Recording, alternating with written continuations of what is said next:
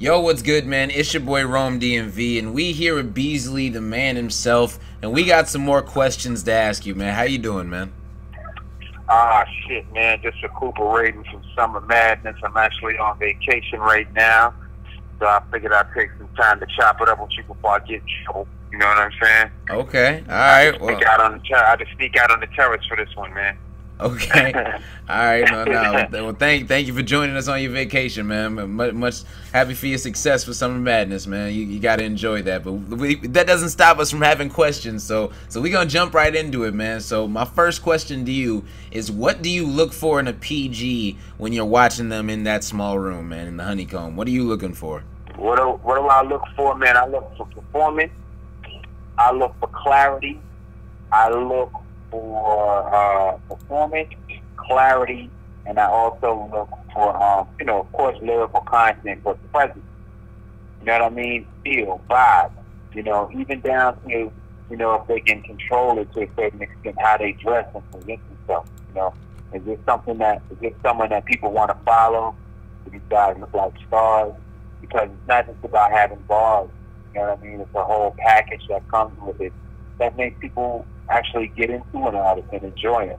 Even like if you look at like your mainstream artists and the people that people tend to go to, right? Either like guys look, smooth and cool. I mean, there was an era of smooth and cool. Now it looks like everybody's ugly. But right. but like you had your Nas, your T.I.s, and you had an era where guys actually tried to look neat and clean and shit, and then now you have guys that put the tattoos all over their face, twisting their hair up and everything. But it's a look, it's a vibe, it's an energy. And presently, I mean, that may be the present energy, but there's some type of, when you look at them, you say these guys are definitely not, are definitely not working 9 to 5. All tattoos across their foreheads, and daggers on their cheeks, snakes swirling around and going down their neck, but to each their own, but there's a look, and they're basically saying, hey, look, this is what I do.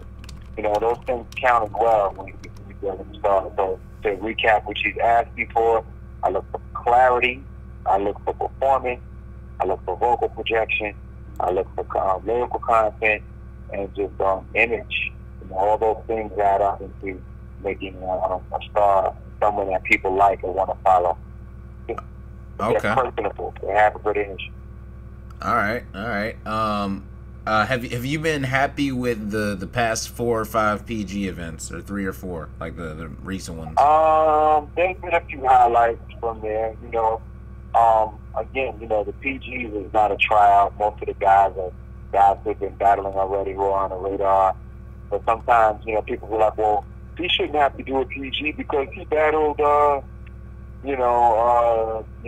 Cannon, or he battled Big Cannon, or so he battled guys with names, so he shouldn't have to do a PG. But the thing is that they didn't battle him here, and where the pressure is on, because I've seen guys who battle 2 or 3 big names come to the PG and just lose in that room badly because of the pressure and what the battle actually means in that environment. So, that's really not a way to judge anything, really be able to determine, if someone should be in the PGs or not be in the PGs. And, to answer your question, if I'm happy with what I've seen, there's been a couple of guys that I've liked. There's guys that I think are not all the way to those that need more polishing.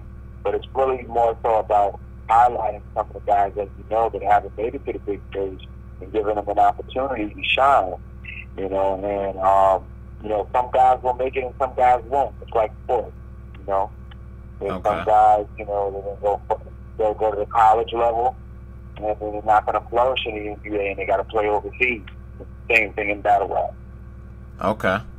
All right, that makes sense. So my next question to you is off of the PGs. Norbs, he recently talked about the URL Combine.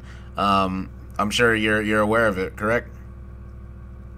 Yeah, I mean, to be honest, I don't quite have all the details of the Combine.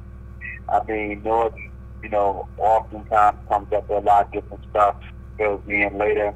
So, I mean, he did try to call me, but I've been moving around. I've been out of town, some family business and stuff since Summer Madness, so I haven't really had a chance to get into full details with him about exactly how it's going to work. I mean, I do have some idea of it, but, I'm definitely going to, before I really get into discussing it in full detail, I definitely would like to hear the reference and know exactly what he has plans and see, how it goes and if we can refine the idea before fully making it what it's going to be. You know what I'm saying? Yeah. So, to be honest, I haven't changed it.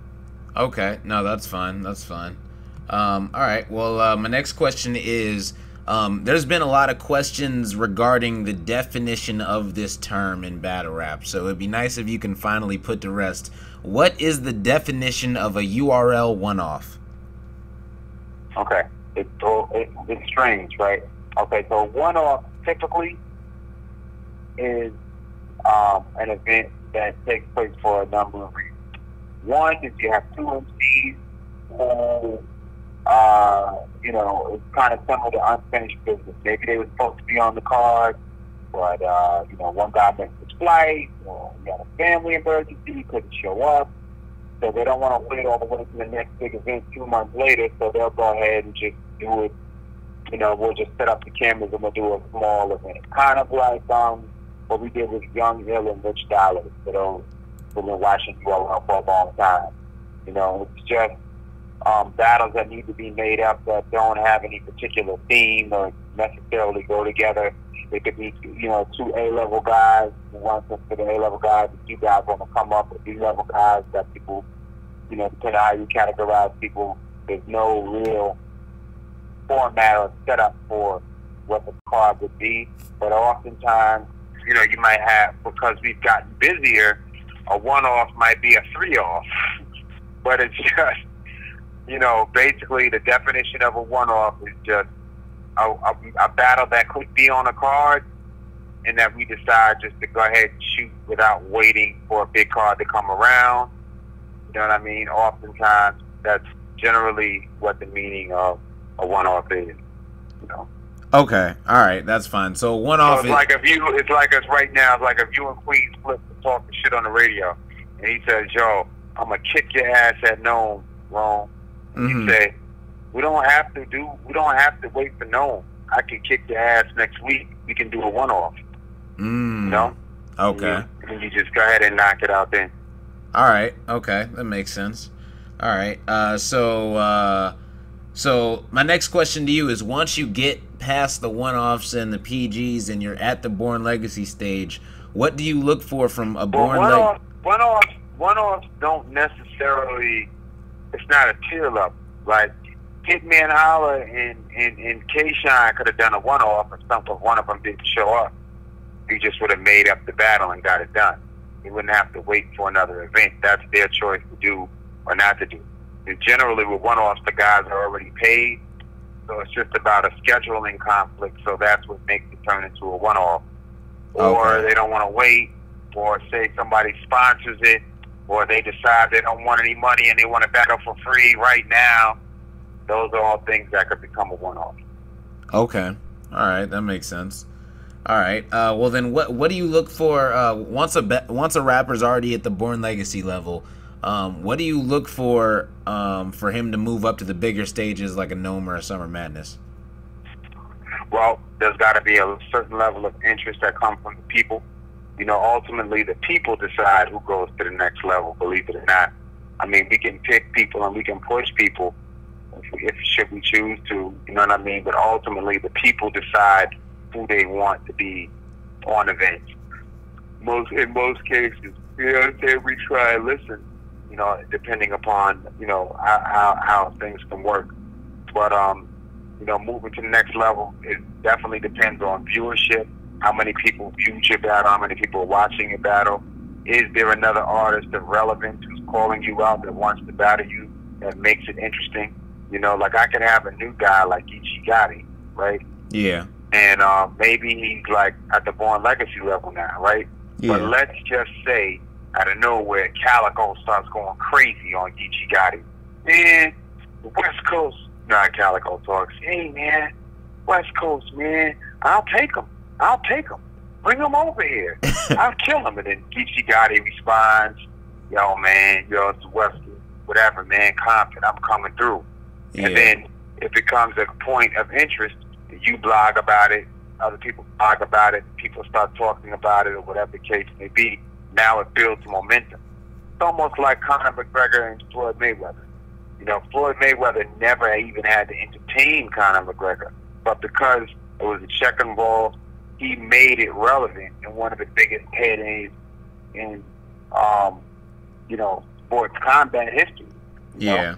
So, you know, you know, sometimes, you know, those things can elevate someone to the next level. I can't just say, hey, you know, I want this one and this one.